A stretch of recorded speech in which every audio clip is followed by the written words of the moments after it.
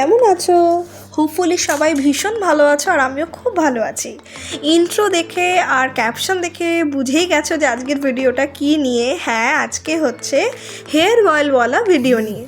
যেই হেয়ার অয়েলটা হচ্ছে গিয়ে তোমার চুলটাকে কিভাবে ভালো রাখতে পারো তোমরা এই সিজনে, আর চুলটাকে তোমরা কি করে গ্রো করবে, লং অ্যান্ড থিক হবে সের ওপরে। তো চলো বেশি কথা না বলে শুরু করা যাক। প্রথমেই তোমরা দেখে নিয়েছো নারকেল তেল আর ক্যাস্টর অয়েল। এইবারে আমরা দিয়ে দিচ্ছি আমলকি, গ্রেটেড আমলকি। আর এই রেমেডিটা হচ্ছে তোমাদের বাড়িতে থাকা কিছু ইনগ্রিডিয়েন্ট দিয়ে। হোপফুলি তোমাদের এটা আজকের ভিডিওটা খুব হেল্পফুল হবে। তো এখন তোমাদের সাথে কথা বলতে বলতে দেখে নাও, গ্রেটেড আমলকির সাথে আমরা চলে এলাম জবা ফুল নিয়ে আর কারি পাতা। এরপরে হচ্ছে মেথি। একবারে ভালো করে তোমাদেরকে আবার ইনগ্রিডিয়েন্টটা ভালো করে দেখিয়ে দিচ্ছি যাতে তোমাদের অসুবিধা না হয়। মোটমাট ঘরোয়া কিছু উপাদান দিয়েই তোমরা কিন্তু তোমাদের চুলটাকে ভীষণ ভালো যত্ন করে চুলটাকে গ্রো করাতে পারো। এবারে একটা প্যানটাকে গরম করে নিচ্ছি। গরম করে প্রথমে আমরা নারকেল তেলটাকে প্যানের মধ্যে দিয়ে দিলাম। তোমাদের হেয়ার লেন্থ অনুযায়ী তোমরা নারকেল তেলটা ইউজ করবে। আমার যেহেতু হেয়ারটা একটু বড় তাই আমি পুরোটাই দিয়ে দিলাম। তেলটাকে একটু গরম হতে দেব। একটু যেই দেখো গরম হয়ে যাবে সাথে সাথে আমরা করব কি, মেথিটা দিয়ে দেব। আমরা 2 চামচ মেথি দিয়েছি, তোমরা তোমাদের লেন্থ অনুযায়ী দিতে পারো। এবার মেথিটা তেলের সাথে একটু গরম হয়ে গিয়ে একটু ভাজা ভাজা মতন হবে, একটু নেড়ে দেবে। মিনিমাম ওটা একটু ব্ল্যাক কালারের হয়ে গেলে সাথে সাথে তোমরা ইউজ করবে কি, ক্যাস্টর অয়েল। ক্যাস্টর অয়েল যেহেতু এটা আমি ছোট শিশি নিয়েছি সেই জন্য আমাকে পুরোটাই দিতে লাগলো।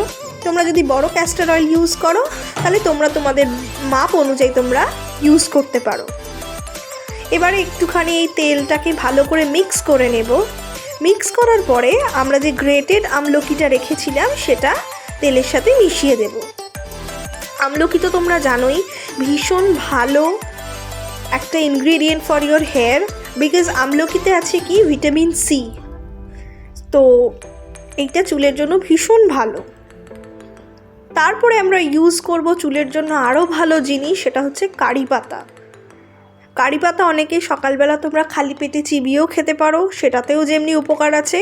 তোমরা তরকারিতে দিয়েও খেতে পারো, প্লাস তোমরা হেয়ার অয়েল ইউজ করতে পারো উইথ দ্য ইউজ অফ কারি পাতা। কারি পাতার কিন্তু প্রচুর বেনিফিট আছে, আশা করছি সবাই তোমরা অনেকেই জানো, কি তাই তো? এবারে আমরা চলে আসছি জবা ফুল নিয়ে।